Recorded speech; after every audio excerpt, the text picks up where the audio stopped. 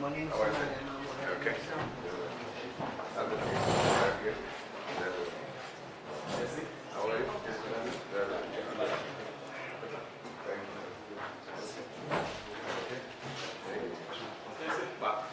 Okay.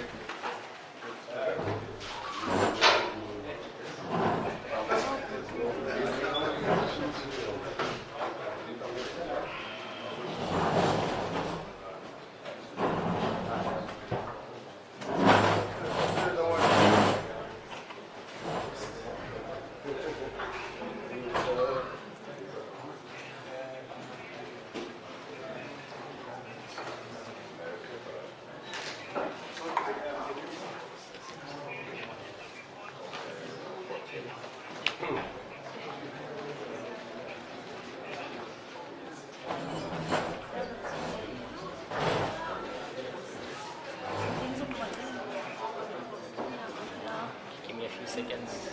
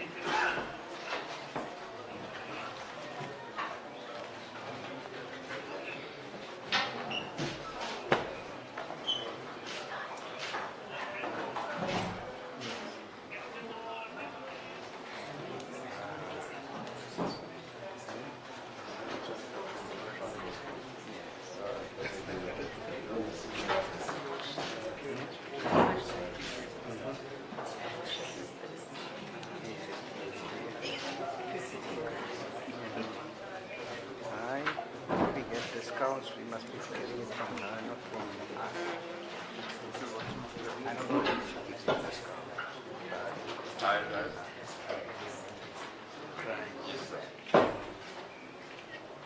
Yeah, MDN1. No, they can't. Yeah, of course the magistrate. The magistrate will walk in to our visual. I'm saying stick to our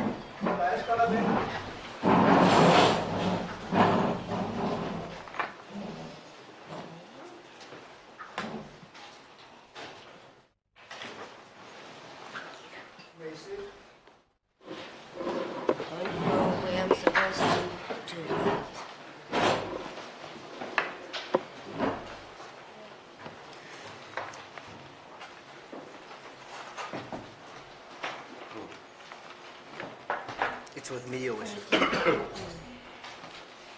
Thank you. Caesar. Thank you, Your Worship. The State versus Julius Malema, case number Regional Code 44620B. The date is the 23rd of January 2026. The parties are as follows. Presiding Officer Mrs. T. Olivier, Public Prosecutor Advocate J. Caesar. For the defense is Advocate 𝐿𝐻𝐫𝐫𝐢, SC, instructed by 𝐬𝐮𝐬𝐜𝐫𝐢 attorneys. Interpreter is Ms. Murray and the clerk is Ms. Nkameni. Your Worship, this matter has been set down today for the sentencing proceeding of the accused. Your Worship, I also just want to put on record that I have received a pre-sentence report this morning at 9:15 from counsel for accused number 1, and that I would, in all probabilities, need time to go through such, because it's quite a hefty document. I think it's about 50-something pages long. Let me just hear from everyone and place themselves on record before we get ahead of ourselves here. Yes, God, please. Please, accused Mr. Malema, may take a seat there. Let me just endorse the record. Please record. Thank you, Your Worship. Your Worship, I confirm my appearance on behalf of the accused. Your Worship, on this occasion I'm assisted by my colleagues, Mr. 𝐦𝐻𝐽𝐫𝐢, who is also senior counsel, Mr. 𝐬𝐮𝐬𝐜𝐫𝐢 is also from the Johannesburg Bar, and we were all instructed, Your Worship, by 𝐬𝐮𝐬𝐫𝐞's attorneys. We have both Mr. Levitt and Mr. Makanazi from that firm present before Your Worship. Thank you, Your Worship. Thank you. As previously discussed in open court, Your Worship, it is our intention to lead the evidence of a social worker in mitigation of sentence, Your Worship, to place the facts that should assist this honourable court in the passing of sentence in this matter. To this end, we have a witness here, Your Worship, but the witness specifically requests that there be no video footage of her. She has compiled a written report. I confirm that I only handed it to my learned friend this morning, and we have a signed original for Your Worship and a copy for the witness to testify from over and above that. Thank you, sir. The witness is present in the court. Thank you.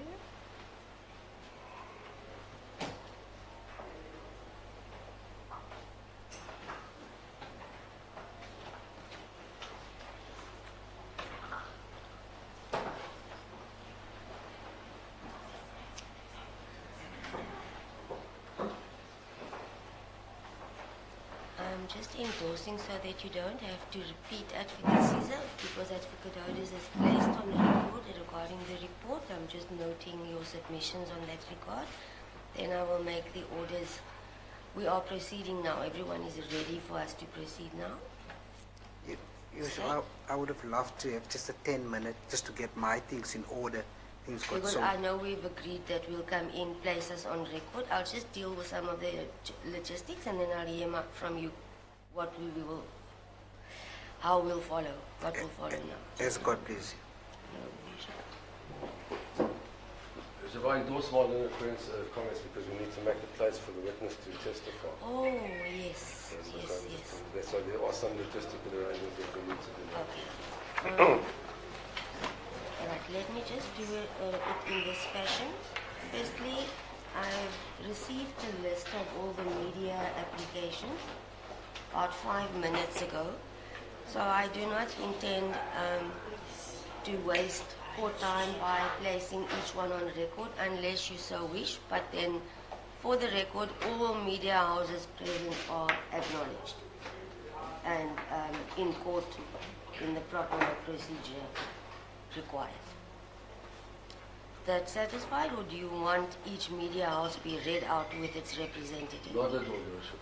That's more than satisfactory. Thank you. And the State Advocate Caesar? No objection to that. Thank you, Your Worship. Thank you. Just also to save time, the media, the witness that the defense intends calling, we need to accommodate her or him.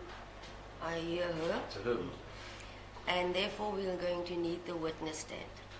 Okay, so you'll have to rearrange yourselves, please.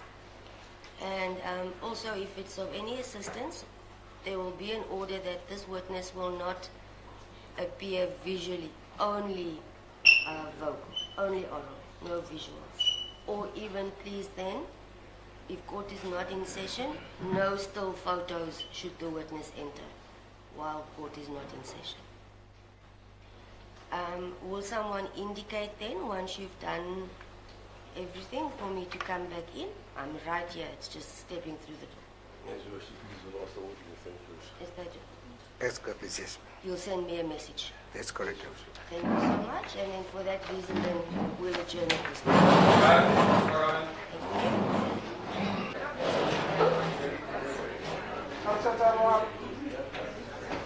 One, two, 3, 4, 5, 6.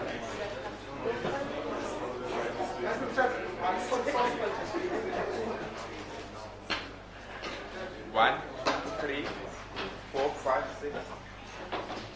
7.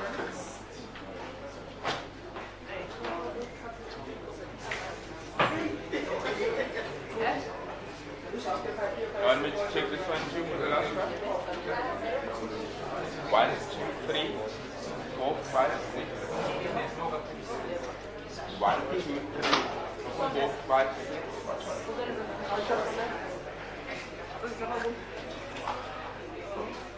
My guy, 2 minutes.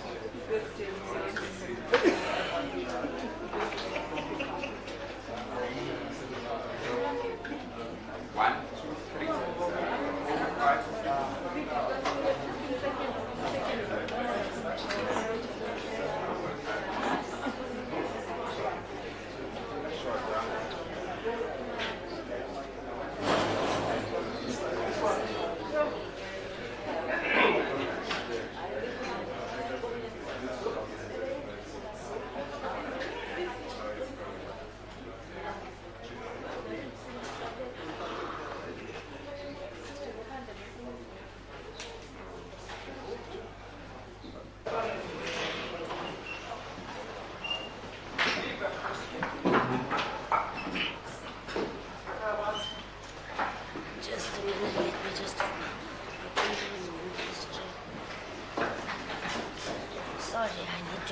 Chair, just a minute.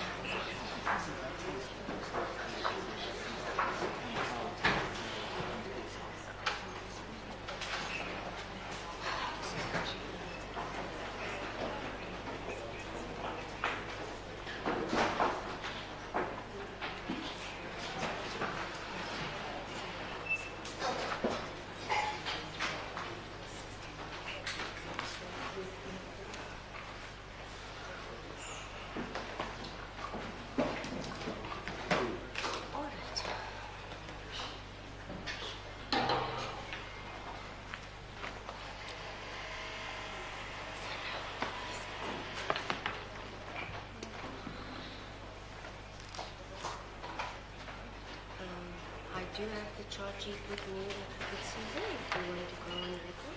Yes, the court, please, Your Worship.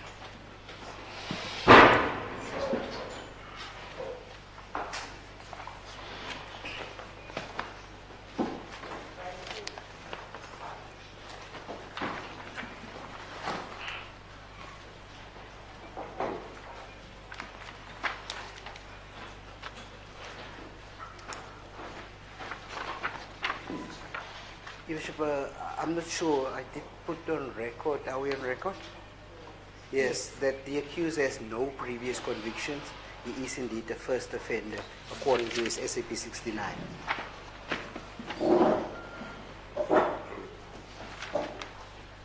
Are you submitting the SAP 69 report?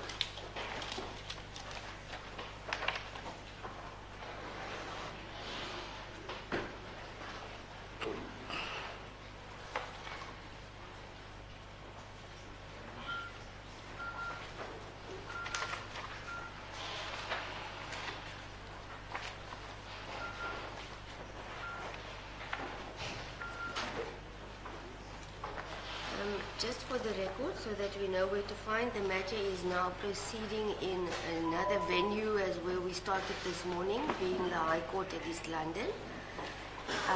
Advocate Odes, I see you are rising. Is it in a to proceed, or may I just address an aspect before we proceed? Please proceed. Sorry? Please proceed. All right, I want to make it absolutely clear that since I've been moved from my court and my chambers to this court, I cannot carry all the documents that may be needed. I do not know what the defense intends leading or asking me to rule on, or so I cannot entertain any complaints if I should adjourn to fetch any document or anything that I may need, because I am not in my own chambers, and I want to make that very clear. Understood, Advocate 𝐃𝐨𝐧'𝐭? I confirm that, Your Worship. Okay. There's no other way. I cannot anticipate and bring everything, so I just want to make that clear. As the court pleases. Advocate Odes, I'm sorry for that, but it's a distance and it's impossible. I do not know what you may need from me, and if anything, I will maybe then have to collect it in chambers. We're indebted to Your Worship for moving across and accommodating us. Thank you. Thank you so much. Then if you are ready, by all means, we may proceed. Worship, we're ready to proceed in mitigation of sentence, and the witness that we wish to call, Your Worship, is Mrs. Jessie Thompson, who's compiled a written report. And as I said earlier, the copy was given to my learned friend this morning. And we have a signed original copy for Your Worship, and the witness will have one letter as well, so it's easier to follow. May I call her to testify, Your Worship? Thank you so much. Mrs. Thompson. Just to remind the media that earlier we had made an order, or this court had ordered, and even when she enters, that there are to be no visual images of the witness, only oral. So please, even on her entering, no visual. Thank you, Your Worship. Thank you.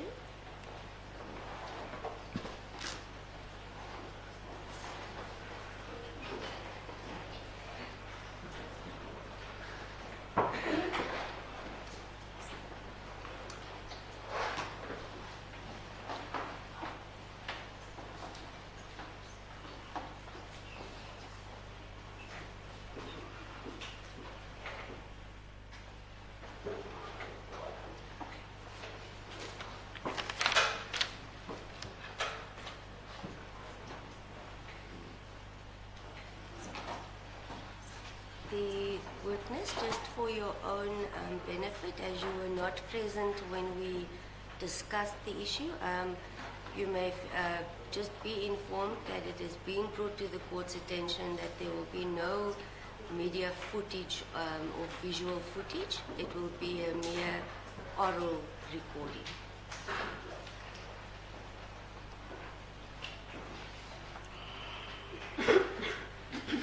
May you please state your full names and surname for the record, please? Jessie Thompson.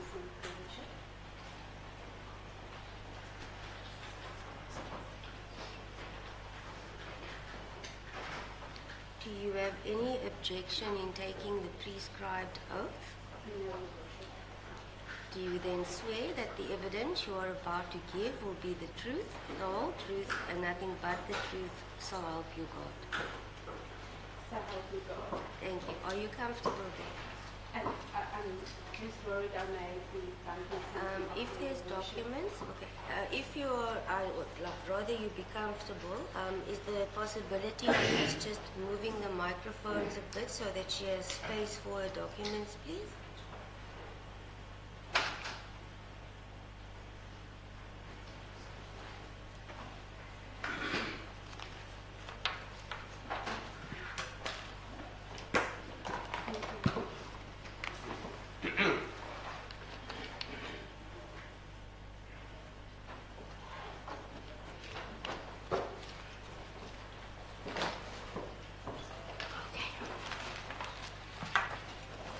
Thank you, Advocate. Thank you, Your Worship. As previously stated, a signed copy, a signed original for Your Worship, and I hand it to Your Worship. My friend has a copy.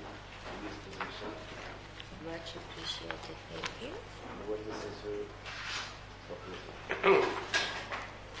Thank you. Mrs. Thompson, can you tell the court briefly what your qualifications are?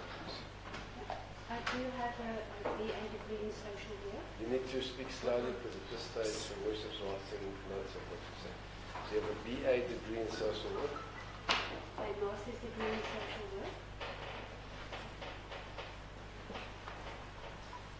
And a LLB. you have a BA degree in social work, a master's degree in social work, and an LLB. That is correct, Your Worship.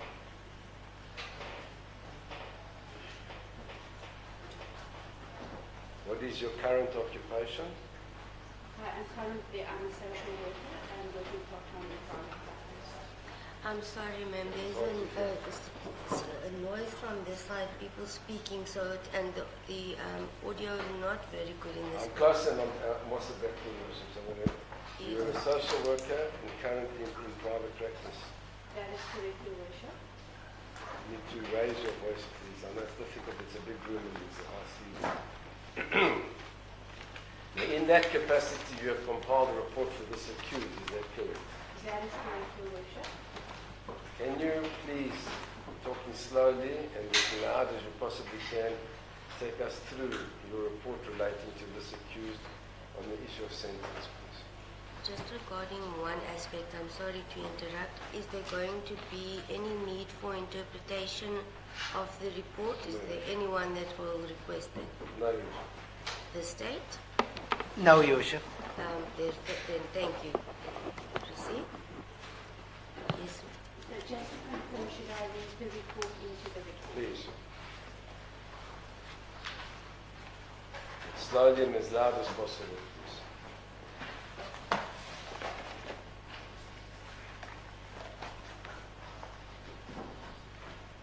Please just let me know if I am going too fast. Identifying particulars. Name is Julius Malema. ID number 81030. That's fine. Just you don't have to read the No, identity can number. I start with the introduction, Your Worship? I'll leave that up to Advocate Ouders. I was just thinking that there's no need to read Your out Worship, an identity. unfortunately, there are aspects that need clarification from the identification. You want the whole number read out? The marriage, the children, etc., are in that paragraph. So we have to read out the identity number, but you can just do the language, age, and other details. No, as long as you're comfortable with that, I just didn't want it to go. Then sorry, you may Thank you. proceed. I will proceed. The name is Julius Malema. Identity numbers is set out there. Superior English. Age 44 years. Marital status married. Children, 3 children, age 9, 9 and 7 years. And the address is in Sandown, Sandon. Introduction. Mr. Julius Malema, hereafter referred to as the accused, faced the following charges. I don't think it's necessary for you to read out the charges. The court is fully aware of the 5 charges that we faced and was convicted of. If you could carry on at the paragraph 2 on page 4, please. The charges against the accused originated from the EFF rally held on 28 July 2018 at the C7 Fascist Stadium in Mdantsane, during which the accused discharged the firearm into the air during the EFF's 5th anniversary celebrations. Section 121 and Schedule 4 of the Firearms Control Act 60 of 2000 outlines the statutory penalties for contraventions of the Act. There is no indication that the charges should also be read with Section 51 and Schedule to the Criminal Law Amendment Act 105 of 1997, which prescribes minimum sentences for certain offences, including those related to the possession of an automatic or semi-automatic firearm. The defence requested the undersigned social worker to compile a pre-sentence report. The primary objective of this report is to provide the court with relevant information concerning the accused and his personal circumstances, thereby informing the determination of an appropriate individualized sentence. Ms. Thompson, sorry to stop you. Can you please attempt to just raise your voice? Even if you have to shout, it's difficult for the people in the back to hear you. Even here we were battling. I know it's a big room and I apologize. Will it help if I just Those face microphones don't lift your voice, they don't amplify. So if I face perhaps the You don't have to face the. Yeah, I'm more than comfortable if you want to turn. Yeah, as long as you raise your voice, please. The defence requested the undersigned social worker to compile a pre-sentence report. The primary objective of this report is to provide the court with relevant information concerning the accused and his personal circumstances, thereby informing the determination of an appropriate individualized sentence. The information presented is limited to circumstances pertinent to the matter, in adherence to the principle of confidentiality and the avoidance of unnecessary solicitation of information. The investigation conducted for the purposes of this report includes the following components: 3 personal interviews with the accused, collateral information obtained through interviews with the accused's wife, 2 friends and 2 employees, relevant research including information regarding the specific offences, sentencing options and aspects related to the accused's functioning, supporting documents as referenced in the footnotes and or the resource list, a visit to the 𝐬𝐻𝐫𝐸𝐻𝐞𝐿 soup kitchen, 𝐬𝐻𝐫𝐸𝐻𝐞𝐿 and Sierra Butchery and Entertainment Club, conducted during the final interview at the accused's residence in Polokwane. Additionally, an in-advance personality type assessment was undertaken. This assessment is primarily suited for coaching purposes, providing insight into core motivational drivers rather than observable behaviors. The information regarding the accused's personality is intended to offer context to his conduct and potential behavior expectations and should not be used to draw definitive inferences and or assumptions. Throughout the process, the accused was open and forthcoming, willingly shared information and often incorporating educational elements into discussions, such as the significance of his second name and the rationale behind the focus of his master's studies. The judgment serves as a source for facts relating to this matter. Detailed information pertaining to each of the key elements outlined in the 𝐬𝐻𝐫𝐸𝐻𝐞 triad, as well as other relevant considerations, will be presented in the following paragraph. Recommendations and opinions expressed in this report are based on information available at the time of compilation. The undersigned social worker reserves the right to amend these recommendations and opinions should additional information become available. Personal circumstances, family background. The accused was born on 3 March 1981 to a single mother. His mother suffered the loss of 2 children, an older sister to the accused who passed away before his birth, and a younger sister who did not survive beyond the age of 2, resulting in him being raised as only child. His mother, who was one of 9 siblings, resided with at least 6 of her siblings and their respective children in his grandmother's house, located in the 𝐬𝐻𝐫𝐸𝐻𝐞𝐿 section of 𝐬𝐻𝐫𝐸𝐻𝐿 township on the outskirts of Polokwane. At the time of his birth, the extended family, each sibling having at least 3 children, shared a modest 4-room home comprising 2 bedrooms, a lounge and a kitchen. The kitchen was routinely converted into an additional sleeping area at night to accommodate everyone. The accused described the environment as very noisy due to the considerable number of occupants in a confined space, which led him to value quietness and seek solitude when confronted with excessive noise. Although his grandmother was married at the time of his birth, her husband left the family to marry a second wife. The household endured significant financial hardships, subsisting of his grandmother's social grant, his mother's earnings from domestic work, and occasional income from his aunt's temporary job. The accused and his cousins were raised together in this environment, learning from an early age to share the limited resources available to them. Despite the challenging socio-economic circumstances of his upbringing, both the accused's mother and grandmother consistently modeled a strong commitment to serving others, which profoundly shaped his values and approach to life. His mother, a dedicated Christian, was actively involved in community service through the church, while his grandmother contributed to the well-being of those around her in her role as a traditional healer. These examples establish the foundation of communal responsibility that continues to influence his actions and decisions. The accused grew up in the absence of a father figure, as neither his mother nor his grandmother ever disclosed his father's identity to him. To this day, he remains unaware of who his father is. He left his childhood home in 2001 after being elected president of COSAS and returned to Limpopo in 2003. Upon his return, he established his own residence, but maintained those close ties with his family, particularly his mother and grandmother. By that time, his mother's siblings had relocated to RDP houses, while his mother, who suffered from epilepsy, continued to reside with his grandmother. Following the passing of his mother in October 2006, the accused assumed ongoing responsibility for the care of his grandmother. Although he shared strong bonds with both maternal figures, his relationship with his grandmother was especially close. Her death in May 2019 marked a significant loss, yet he continued to honor and maintain a deep ancestral and spiritual connection with her. From an early age, the accused was instilled with the value of family, consistently spending significant occasions such as Christmas and Easter with relatives in Polokwane. Upon earning his own income, he undertook financial responsibility for his extended family by paying his cousins' school and tertiary education fees, and continues to support their entrepreneurial endeavors.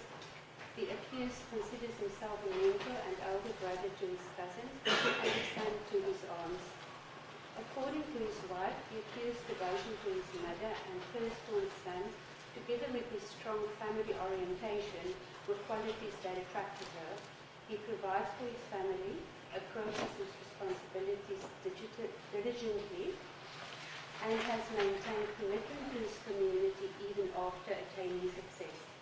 All collateral sources consistently highlighted the accused's deep family bonds and his active community involvement.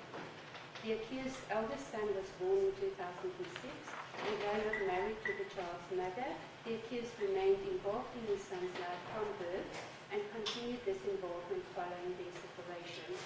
His son would visit during school holidays, and since January 2018 has resided permanently with the accused and his family.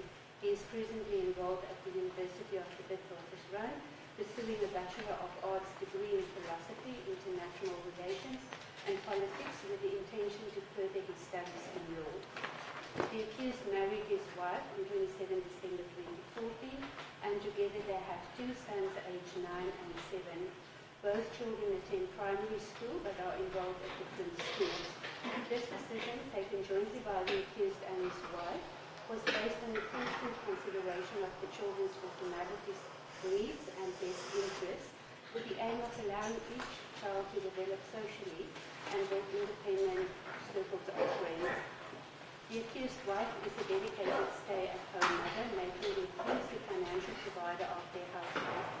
In recognition of the value of her role, he ensures she receives a monthly allowance, expressing his belief that stay-at-home mothers deserve to be compensated for their contributions. She temporarily paused her career as a qualified financial advisor in the corporate and investment banking sector to focus on raising their children. Nevertheless, she has continued her studies, both to remain intellectually engaged and to prepare for her eventual return to her professional career.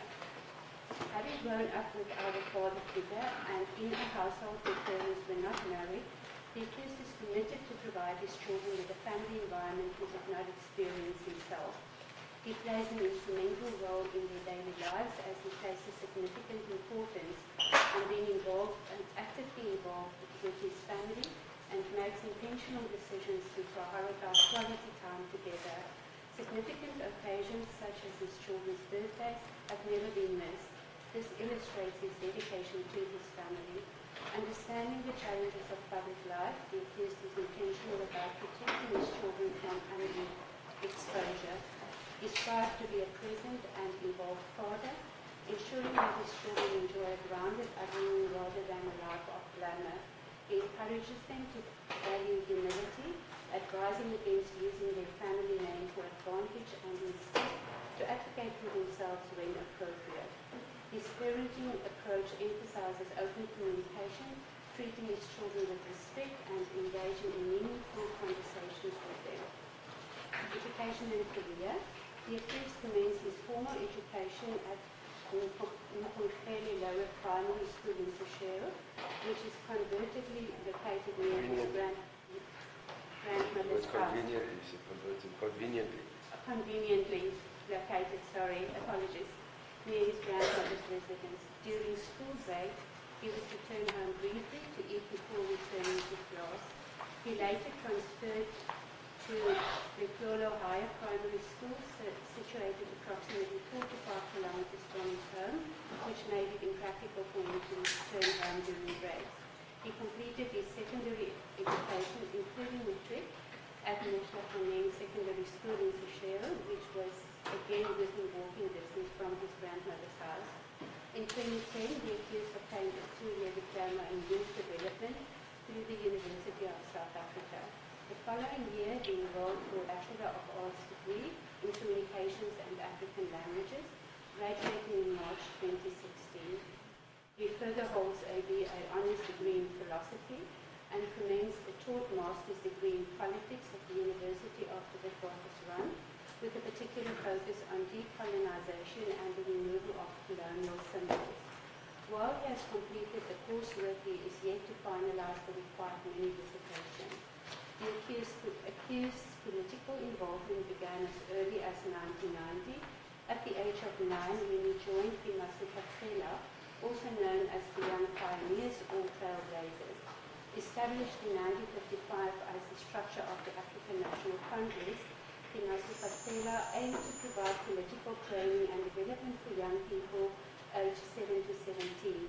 The program emphasized the development of oratory skills, confidence, radicalism, and bravery, incorporating elements such as basic military training, poetry, and public speaking. The core message instilled in participants at the time was to promise a better life upon the defeat of the apartheid government. After school hours, the accused would commute between East Township and other townships for 𝐼𝐻𝐫𝐻𝐿 activities, often leaving home under the pretext of attending soccer practice. During his high school years, the accused became involved with the Congress of South African Students, COSAS, an ANC-affiliated organization representing pre-tertiary learners and advocating for improvements such as the abolition of corporal punishment, increased access to libraries, and the reduction of high school fees. By the age of 16, he was elected as the regional chair of COSAS in 𝐼𝐻𝐫𝐻𝐿 and was elected provincial chairperson in 1997. Upon being appointed national chairperson of COSAS in 2001, the accused relocated to Johannesburg. He recounted the challenges of this period, noting that he was young, without a steady income, and needed to secure both accommodation and the means of survival. Once he began earning, he prioritized sending financial support home to those dependent on him. The accused's first remunerated role was as provincial secretary of the ANC in Limpopo, an elected position. Notably, prior to this, he served as branch chairperson of the ANC Youth League in 𝐬𝐮𝐬𝐜 in 1995, just before his 14th birthday. He was elected president of the ANC Youth League in April 2008 and served until his expulsion in April 2012. Subsequently, on 27 July 2013, he founded the Economic Freedom Fighters, EFF. In December 2014, at the EFF's inaugural elective conference known as the National People's Assembly, the accused was elected as president and commander-in-chief, positions he continues to hold. In addition to his leadership roles within the EFF, the accused has served as Member of Parliament in the National Assembly since 2014. His parliamentary service includes participation in several committees. He is currently a member of the Joint Committee on Ethics and Members' Interests, the Joint Constitutional Review Committee, the Ad hoc Committee to investigate allegations made by Lieutenant General 𝐬𝐮𝐬𝐜𝐫𝐢𝐻𝐾, and he acts as a representative of the National Assembly on the Judicial Service Commission. In addition to the noteworthy influence of his mother and particularly his grandmother, the accused identified the late political leaders 𝐼𝐶 𝐸𝐶𝐻 and Winnie Madikizela Mandela as key mentors and influential figures throughout his life. Based on the published 2024-2025 salary sheet of the Members of Parliament, the accused receives an annual remuneration of R1,507,851. Physical and psychosocial aspects. Physical, mental and social aspects. The accused reported no physical or mental health issues and there is no evidence of substance dependency. During his upbringing, he was not exposed to drugs and aside from a single instance of experimenting with marijuana, he has abstained from drug use. He stopped smoking cigarettes over a decade ago and consumes alcohol in moderation. Publicly, he encourages others to avoid drug and alcohol abuse, emphasizing that such substances do not offer solutions to poverty and other challenges. To cope with the demands of his career, the accused relies on the support of his family and friends and finds relaxation in activities such as game drives, listening to music and DJing. He also enjoys playing soccer with his children. As a Pirate supporter, he enjoys attending big matches with friends, colleagues and his children. The accused believes in God, although he does not regularly attend church services except on special occasions. His wife maintains a strong faith. In honor of his mother, who was a long-standing member of the Associated Baptist Church, he funded the construction of a modern church building, which was officially inaugurated in October 2009. Nature and conduct. The accused is widely recognized as a revolutionary, someone who gives a voice to the voiceless, upholds a responsibility to assist the poor, and is steadfast in advocating for the oppressed. This is consistent with his personality type, which is characterized by a keen sense of justice and a drive to effect positive change. He is willing to be confrontational when necessary and demonstrates a protective attitude towards both his own interests and the interests of those he protects. In his pursuit of improvement, he maintains high standards for himself and those around him, often described as a perfectionist who is focused and committed to ensuring tasks are completed accurately and within set periods. He values order and discipline, expressing a clear aversion to laziness, dishonesty, and being caught off guard. He regularly provides positive feedback when warranted, but does not hesitate to address unacceptable behavior. Importantly, once an issue has been resolved, he does not harbor grudges. The accused personality profile further reflects a preference for maintaining control over situations and a willingness to advocate openly for his convictions. He is motivated by a commitment to do what he believes is right, with a pronounced desire for justice and the protection of others. The profile further highlights these qualities as a natural leader. In situations of conflict, the accused has shown the capability to set aside personal feelings and focus on resolving the issue at hand. He approaches such engagements robustly, ensuring discussion remains issue-focused rather than personal. Nevertheless, he is also capable of strong emotional responses to conflict, typically manifesting as irritation, frustration, resentment, or self-righteousness, particularly when confronted with perceived injustice, disrespect, or wrongdoing. He regularly expresses disagreement with instances that he perceives as abuse of authority by persons in high office. Some of these traits were evident during some of his responses in cross-examination and in relation to some of his comments in relation to his guilty verdict. Rather than adhering strictly to established norms, the accused positions himself as a revolutionary, intent on changing the political, economic and social systems that are prevalent in the country and internationally. He is comfortable in pursuing alternative approaches, confident in the justification of his actions.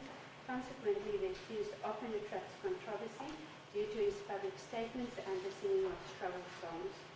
Collateral sources consistently describe the accused as a community-oriented leader who is deeply invested in the well-being of those he represents. While the accused himself shared certain details regarding his community involvement, most of this information was obtained from collateral sources. Where the accused does not personally drive initiatives, projects are generally implemented through the EFF's organizational structure. The accused leverages his influence to mobilize key stakeholders within the community to respond to local needs, often facilitating in-kind contributions to various projects. This approach is intentionally adopted to avoid any perception of financial impropriety. The following was shared with and or observed by the undersigned social worker. During a visit to the Shell community, the notable cleanliness and emphasis on maintaining the dignity of residents were attributed to the accused's priorities and involvement. In the 𝐬𝐮𝐬𝐫𝐞 informal settlement, the community benefited from a water supply project funded by local contributions, including the sinking of boreholes to address the inconsistent municipal water provision. The EFF, under the guidance of the accused, supported the community both by supplying water at critical times and by participating in the broader water initiatives, which originated as a grassroots project. Additionally, in May 2024, a forensic kitchen was established to address food insecurity and alleviate poverty. Operated by volunteers and sustained through community donations, the soup kitchen serves daily meals at 1,500 hours, a time specifically chosen at the request of the accused so that school children will have access to a late lunch or early dinner in support of, to support their studies. During an on-site visit, it was reported that approximately 700 meals are served each day. Furthermore, a water tank installed on the premises ensure wider community access to water during periods of municipal supply interruptions. And I just want to take a sip of water.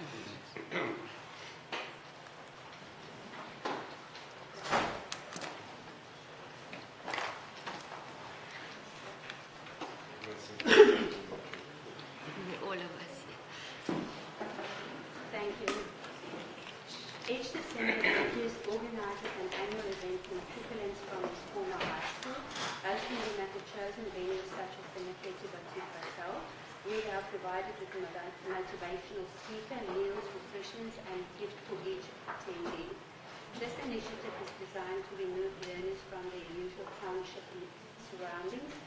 Although this is a personal initiative, the accused actively seeks sponsorship to ensure its success. He has expressed that his intention is to afford the learners experience similar to those of his children, thereby inspiring ambition through exposure to new environments. Won't you step a bit forward? I think there's a difficulty here. Just raise your voice. We're paragraph 45 and 5. I'll try to raise it a bit. In reaching out to the elders of the Seychelles community, the accused began by purchasing blankets and slippers for the elderly, later expanding his efforts to delivering food parcels through the EFF. During door-to-door visits in election periods, we observed that many elderly residents lacked proper beds, which led to the launch of an initiative to provide beds, ensuring that no elderly person in these areas sleeps on the floors, a point of personal pride for the accused. Through the EFF-sponsored pilot training program, several community members have qualified as pilots, including the first female pilot from Seychelles, who achieved this milestone in 2023.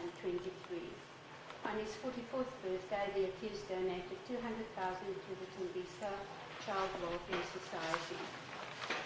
In November 2025, honoring a previous commitment, the accused handed over a disability-friendly house to a wheelchair-bound member of the Seychelles community.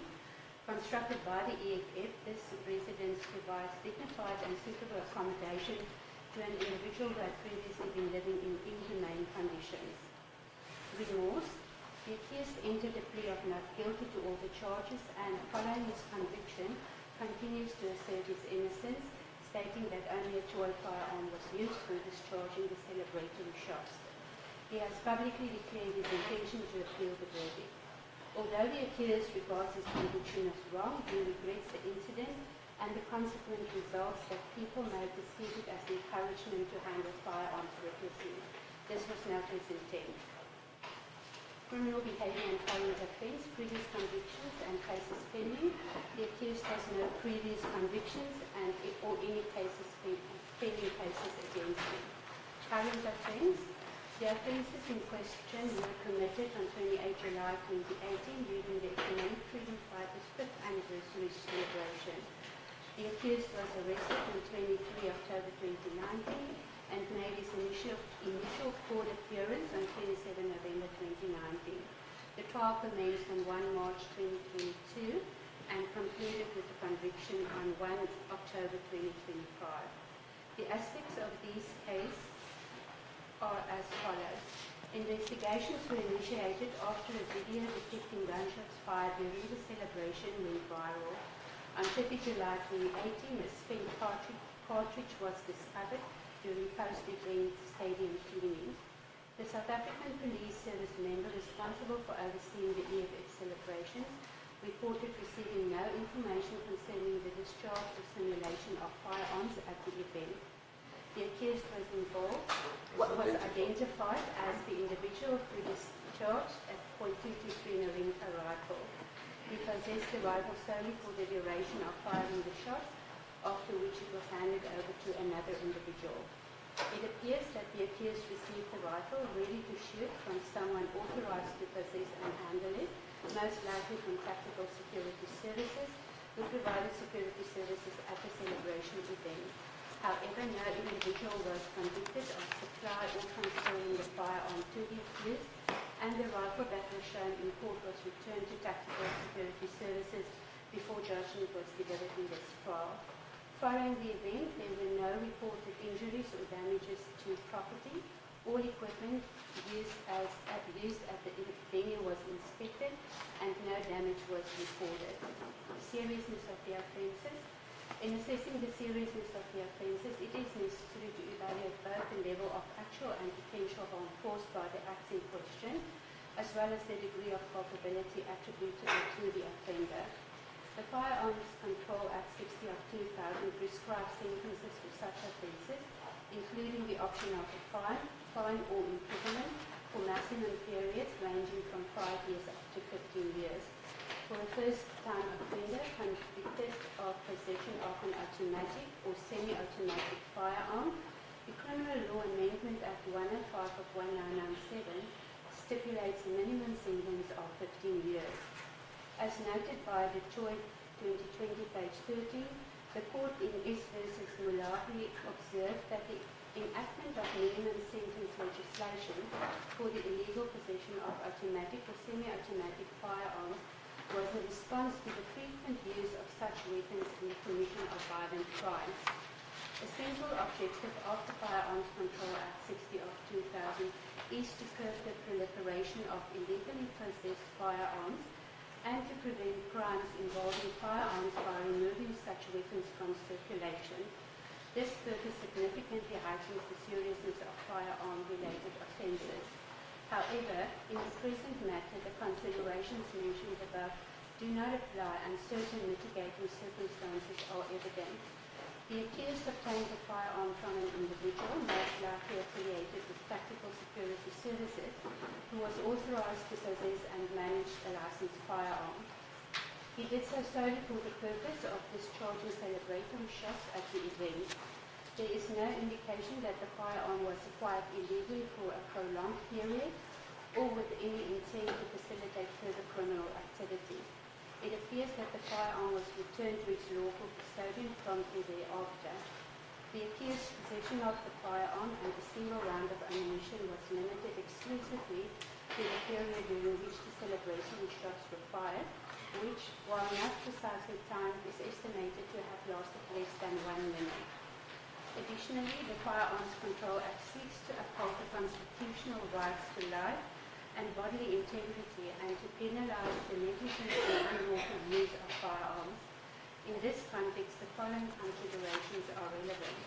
There is no evidence that the accused intended to cause harm. Nonetheless, the court found that he discharged the firearm in public space without implementing the necessary precautions to ensure the safety of people and property. By neglecting to take such precautions, it has been said that the accused acted recklessly, thereby endangering the lives of celebrating members, bystanders and residents of neighbouring areas, and risking property damage. Such conduct could have resulted in loss of life. It has also been said that the careless and reckless discharge of firearms in a public setting conveys an inappropriate message about gun safety and responsible firearm use, particularly when a prominent leader exhibits such conduct. The actions of individuals in positions of influence are likely to be emulated by their supporters, thereby warranting a more severe assessment of their behaviour. It has already been noted that the accused regrets the incident and the consequent perceptions it might have created. However, there was no evidence indicating any harm to a person or damage to any property. Planning. The firing of celebratory gunshots was deliberately planned as a distinctive element of the event, reflecting the established tradition of incorporating unique features into each celebration. For instance, during the 10th anniversary, the accused approached a section of the stage that elevated into the air, while red and gold confetti was released from cannons. Available information does not suggest that the planning of this activity was undertaken with the intention to commit an offence, endanger lives, or cause damage to property. Interest of society. The interest of society is upheld by imposing a sentence that delivers the greatest benefit or minimises potential harm. In considering an appropriate sentence, it is important to consider society's economic state and the cost of the criminal justice system, ensuring that any punitive measure is justified by the tangible advantages it provides. The objectives of punishment are rooted in the protection and advancement of societal interests, encompassing prevention, deterrence, rehabilitation, and retribution. Prevention. As noted by Blanche, the incapacitation of an offender becomes especially significant when the individual poses a danger to society and when imprisonment is the only means by which the public can be safeguarded.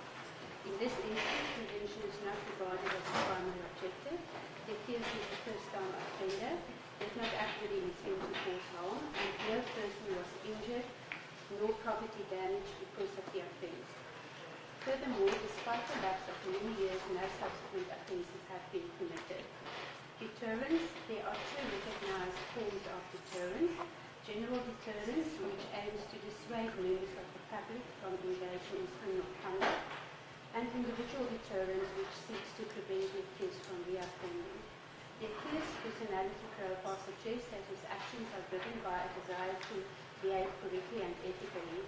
He has emphasized his position as the leader of the fourth largest political party, highlighting the considerable influence he holds over young people. He recognizes that he cannot credibly encourage others to respect the law if he himself is found guilty of a criminal offence. This awareness is expected to exert a strong individual deterrent effect. Furthermore, having been tried and convicted is also humiliating to the accused, serving further as an individual deterrent. Justice 𝐬𝐿𝐫𝐿, a retired judge and currently sitting judge of Correctional Services, wrote in an article dated 9 August 2021 that the most effective deterrent to crime is the certainty of consequences. Certainty of investigation, detection, arrest, arraignment, prosecution, and ultimately punishment. This principle was also affirmed by the highest court, as reflected in the case of S versus 𝐼𝐻, which stated that the greatest deterrent to crime is the likelihood that offenders will be apprehended, convicted, and punished. It is the certainty of punishment rather than the severity of the sentence that is likely to have the greatest deterrent impact. Rehabilitation. Rehabilitation seeks to assist the offender in becoming a law-abiding member of society. While the accused maintains his innocence, he acknowledges the inherent risks of discharging a firearm in a public setting and regrets that the perception could be created that it is acceptable to recklessly discharge a firearm. He is a first-time offender and has not committed any further offences over the past 7 years. These factors, together with the individual deterrence previously discussed, suggest that rehabilitation is not a primary consideration in this case. Retribution. De Blanche asserts that retribution serves as the underlying principle of all sentencing, forming an integral part of the concept that every sentence must be proportionate and appropriate. This determination should be made objectively, considering the trial and the degree of culpability attributable to the offender. Cameron, Gore, and 𝐟𝐨𝐫𝐿 indicate that justice for victims requires accountability for blameworthy conduct, but not necessarily through the prison system. The question is asked whether we would not be better served by expanding our idea of what constitutes justice to include ideas of restitution and reparation.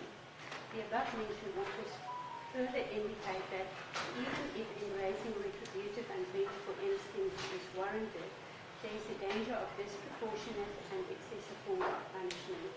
In line with these sentiments, qualitative research conducted among legal practitioners has revealed that the justice system currently places excessive emphasis on retribution and relies heavily on imprisonment, often to the detriment of restorative justice alternatives.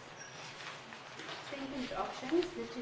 The determination of potential sentencing options is shaped by statutory requirements governing sentence severity, as previously discussed in relation to the seriousness of the offence, and which indicates the option of a fine and imprisonment. In this context, sentencing objectives remain the primary consideration alongside the accused's personal circumstances, especially when evaluating the appropriateness of a custodial sentence. While recognizing that each offender and offence represent unique factors, reference to certain sentences commonly imposed in comparable cases offers valuable guidance in identifying suitable sentencing options. Sentencing trends. In its analysis of sentencing practices pertaining to the unlawful possession of semi-automatic firearms, the 𝐬𝐻-𝐬𝐻𝐫𝐞 sentencing trends in the context of the Criminal Law Amendment Act 105 of 1997 and the Firearms Control Act 60 of 2000. The findings highlighted several key aspects: the implementation of minimum sentencing legislation for the illegal possession of automatic or semi-automatic firearms is linked to the prevalence of such firearms being used in the commission of violent crimes. When considering the application of minimum sentences, the specific circumstances under which the possession occurred, as well as the intended purposes of possessing the firearm, are critical in determining whether substantial and compelling circumstances exist to justify a deviation from the minimum sentence. Courts are more inclined to impose the prescribed minimum sentence in instances where the accused is also found guilty of other serious offences such as murder and robbery. Considering the facts of this matter, it falls outside the above-mentioned considerations regarding a decision to impose a minimum sentence. Furthermore, in line with the 𝐬𝐻-𝐬𝐻𝐫𝐞 matter, bearing in mind that no evidence was obtained which suggests that the accused was forewarned about the likelihood of the application of a minimum sentence, it is respectfully submitted that a minimum sentence is not applicable. Despite warnings in the press with regards to the dangers of celebratory gunfire, no case law on conviction or sentencing for discharging a firearm for celebratory purposes could be found, indicating that charges are not merely instituted in this regard. The accused may be the first person charged with discharging a firearm for celebratory purposes. Annexure 2 of this report referenced judicial decisions concerning the discharge of a firearm in public or incidents of reckless endangerment of persons or property. Consistent with the sentencing provisions outlined in the Firearms Control Act 60 of 2000, prevailing judicial claims indicate that sanctions consist of a fine and/or a wholly suspended term of imprisonment. However, where the discharge of a firearm resulted in injury to another individual, courts have deemed direct imprisonment to be an appropriate sentence. In the matter referred to in the South African Human Rights Commission and another versus Malema and another, the court deemed the fine to be an appropriate sanction, notwithstanding the fact that the firearm was discharged in a conflict situation. Conversely, in the Oscar Pistorius case, where the firearm was discharged not only in a public setting but also within a confined space, thereby heightening the risk of harm to individuals and property, the court found that a wholly suspended term of imprisonment was justified. Imprisonment, whilst the state's view on an appropriate sentence is uncertain, it is necessary to address relevant information relating to imprisonment. Imprisonment is widely recognized as the harshest form of punishment, generally justified by the objectives of retribution and deterrence. According to Cameron et al., except for in the most extreme cases, imprisonment remains a terrible thing. It has profound and far-reaching consequences for families, which extend across personal, social, financial, emotional, psychological, and physical domains. Since the family is often considered the foundation of society, any harm inflicted on it may worsen societal problems and contribute to elevated crime rates. In this light, Cameron et al. Advocate for comprehensive reforms within the criminal justice system, particularly the prison system, to enhance public safety and foster a healthier society for all. With regard to the accused's personal circumstances, several key factors were in consideration. The accused is the main financial provider for his family. Therefore, a custodial sentence would directly threaten the family's financial security.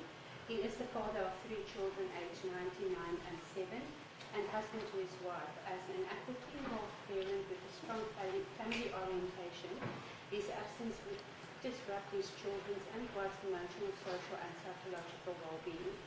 It is important to highlight that should the accused receive a custodial sentence exceeding 12 months without the option of a fine, he will be rendered ineligible to serve as a member of the National Assembly. This disqualification will persist for 5 years following the completion of the sentence, thereby restricting his ability to represent his constituency during this period.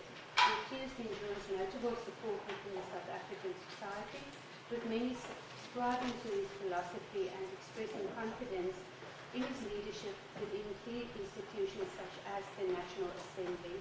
His removal from office would inevitably create a void for the communities he represents, potentially diminishing their voices and the hopes he has consistently championed on their behalf. Finally, the accused's active involvement in community initiatives would be interrupted, placing the continuity and sustainability of ongoing projects at risk to the detriment of the community. Considering the facts of this case and the personal circumstances of the accused, it is necessary to carefully assess whether any form of imprisonment would constitute the most appropriate or just outcome. Evaluation. The purpose of the evaluation is to assess the risk of recidivism and to identify key factors that may inform and guide sentencing decisions. The following are considered protective factors which substantially reduce the risk of reoffending. Strong social support. The accused learned the importance of family from a young age, continued to maintain close family relations, and relies on the support of his family when necessary. Resilience, coping abilities, and thinking skills evidenced through a progressive career trajectory despite challenging childhood circumstances. Low risk in terms of criminal history. The accused, the 44-year-old son of Brenda, committed the offence at the age of 37 and fully cooperated with court for 5 years. He has not reoffended since. Pro-social behaviour as indicated by his active community involvement. The donor part of the sentence, any form of pain or discomfort an offender suffers as a result of committing a crime can be seen as punishment and moral retribution. The following is noted in this regard. The lapse of more than 7 years between the commission of the offence and conviction is regarded as a mitigating factor. Beyond the financial burden, the 𝐬𝐮𝐬𝐜𝐫𝐢 shall acknowledge the considerable mental anguish experienced by appellants who endured prolonged uncertainty regarding their future, recognizing this as a relevant consideration, and humiliation and public shame having been morally declared of having done something wrong.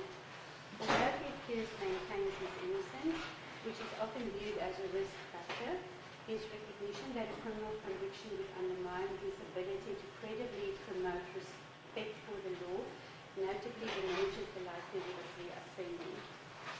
Post-revolutionary, the accused frequently challenges established conventions, while his readiness to address perceived injustice may continue to invite controversy and potential legal scrutiny. These actions alone do not necessarily heighten the risk of him reoffending, unless future legislation criminalizes specific behaviors such as hate speech. Conclusion: given that all 5 charges stem from a single incident and video footage shows that the accused did not load the firearm, it is recommended that the charges be considered collectively for sentencing purposes.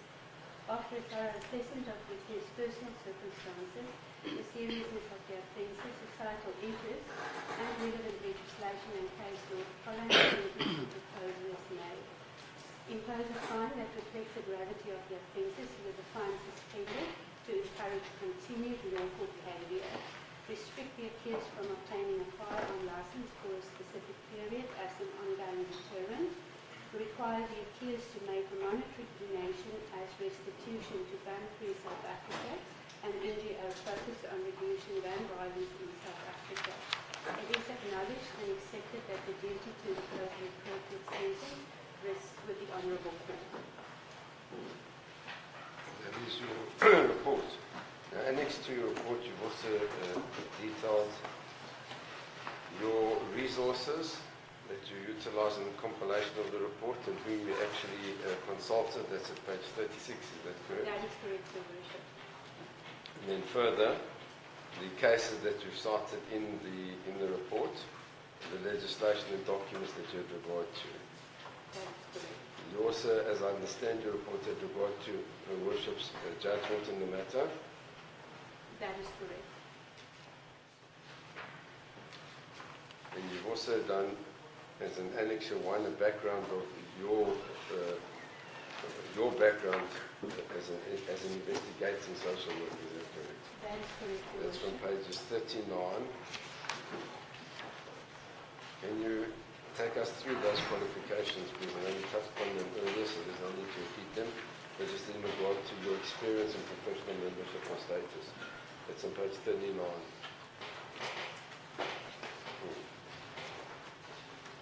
So we've heard about your first 3 qualifications being a BA in social work, which you obtained in 1986, an MA in social work in 1999, and an LLB in 2005. You then have a postgraduate certificate, econometric assessments in 1999, Prospective Training College, and you're a certified 𝐸𝐻𝐸𝐿 practitioner from 2023, a procedure that you referred to in this report. That is correct. Then could you take us through 2.2, please, your professional membership and status? I am registered as a social worker with the South African Council for Social Service Professions, with my registration number noted. I'm also a member and a member of the International Executive Board for the South African Associations for Social Work in Private Practice. I was admitted to practice as an advocate on 21 August 2006, however, never practiced, and is a non-practicing member of the National Bar Council of South Africa, and also registered as non-practicing with the Legal Practice Council. I've been appointed as a member of the 5th Professional Board for Social Work in 2022. Those are your memberships. Can you take us through your experience with So I've been practicing as a social worker since 1987. Started my career at the Kroonstad Correctional Services Facility, and it was interrupted thereafter doing work at a church and family organisation. I have thereafter worked another 6 years for the Department of Correctional Services. During my department with Correctional Services, I worked with sentence offenders, and both in prison and serving community-based sentences. And with the introduction of correctional supervision as a sentencing option, I established the function rendering these reports to the court for the Randburg and Randburg magistrate courts at the time. I have, since my resignation from the Department of Correctional Services in 1999, continued to do pre-sentence report in a part-time capacity in my private capacity.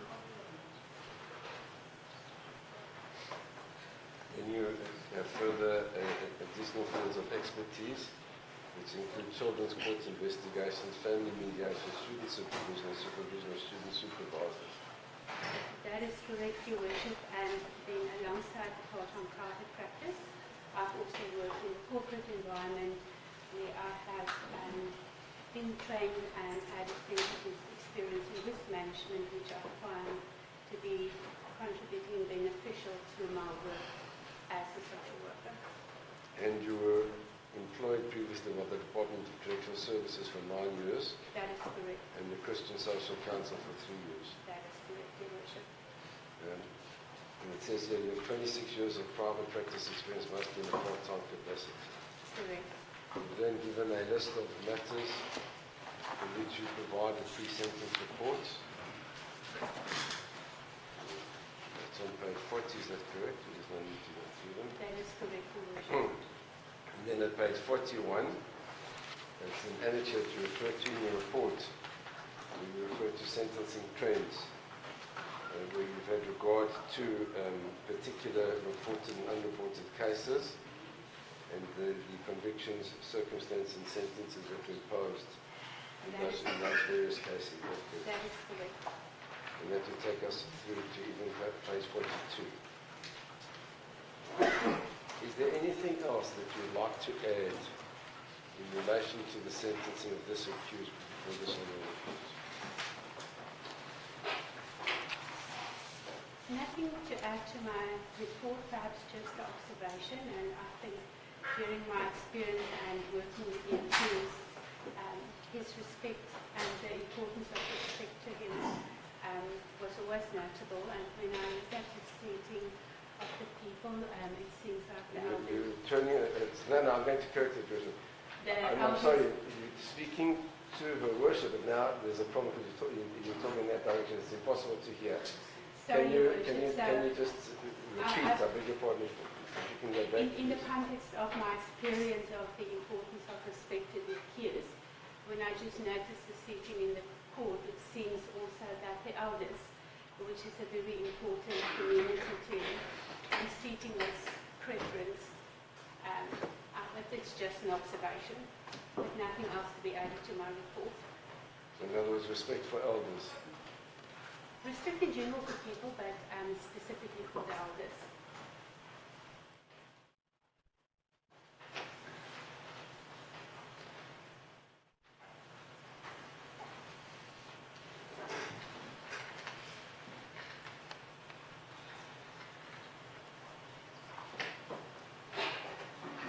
Finally, what would your view in relation to incarceration in these circumstances that prevail in this matter be?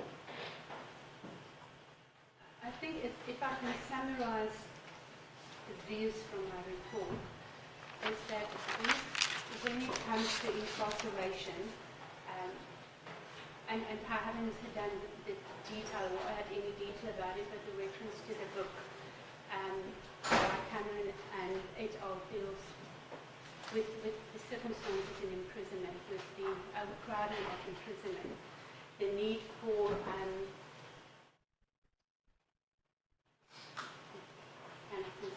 the need for reform to look at how we sentence differently, recognizing the place for imprisonment, but that there are certain matters where a custodial sentence would not necessarily be the only appropriate option, specifically where it wouldn't serve all the purposes of punishment. I think the preference would always be that imprisonment would be where prevention would be a key deterrent, a key purpose of punishment. But other than that, I think the circumstances of the case would dictate it. So when I look at this work compared to the other cases of a more serious nature, there were I couldn't find any intent that the weapon was used or obtained with the aim of committing any other offences. It was specifically for the purpose of the celebratory shots. It was in his possession for a very, very short period of time, and making it very distinguishable from all the other cases where a period of imprisonment would be imposed. that answer, there are two aspects that come to mind. Firstly, the issue of recidivism.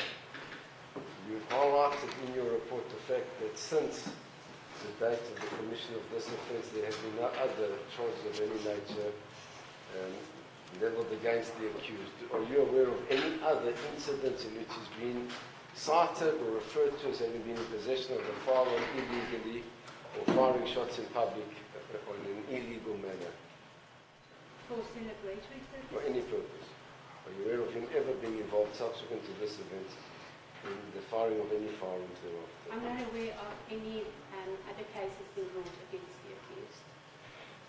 And then, finally, you've said it in your report, but I think it's something that requires highlighting. Were you, in your research, able to find any cases that dealt with the discharge of firearms in public areas in a celebratory event, be it one of a funeral and or an engagement or anniversary of some sort or birthday?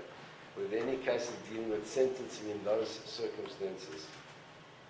I couldn't find any cases dealing with a person being accused or sentenced or any challenges of sentences or convictions in this regard. I have, however, seen warnings in the press where people are often warned about the risks and the seriousness about it, and asking people not at New Year's or celebrations to do that. I also picked up an article indicating that at the funeral of the late winning 𝐬𝐻𝐫𝐞𝐻 afterwards there were shots fired from her home in a celebratory context. I'm not sure if anyone was arrested in that regard. I haven't found any information to that extent. Thank you, Madam. I have no further questions. Thank you. Thank you. 𝐶𝐸𝐵𝐿.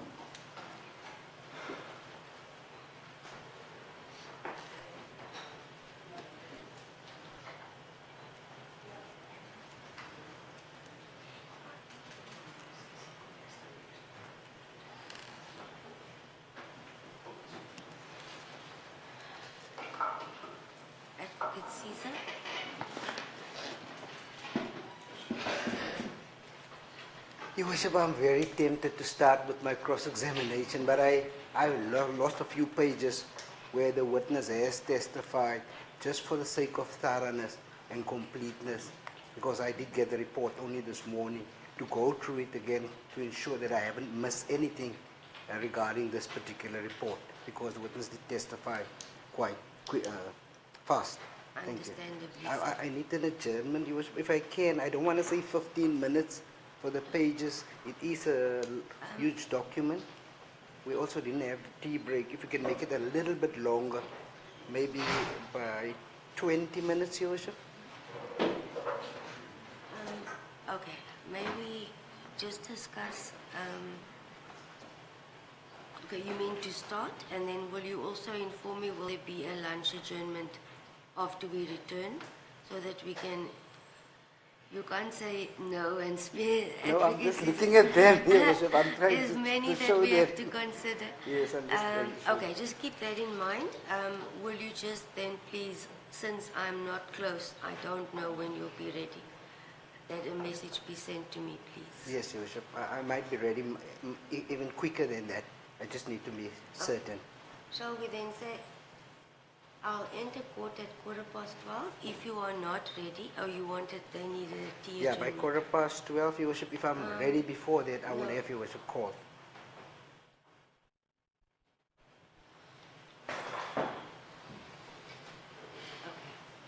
Since you also said there was no tea adjournment and court staff did not have, let me enter at 12:20.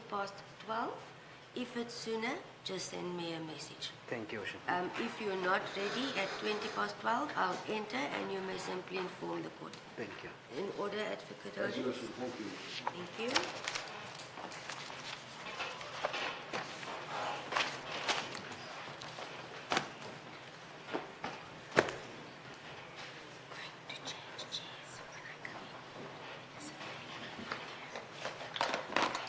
Thank you. Court will adjourn.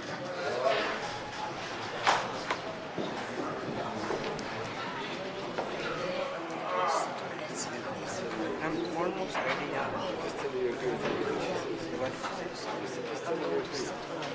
What? No, I'm almost ready. I just want to make sure. Yeah, no, I saw it. I just missed a few pages. I know. I'll be ready soon.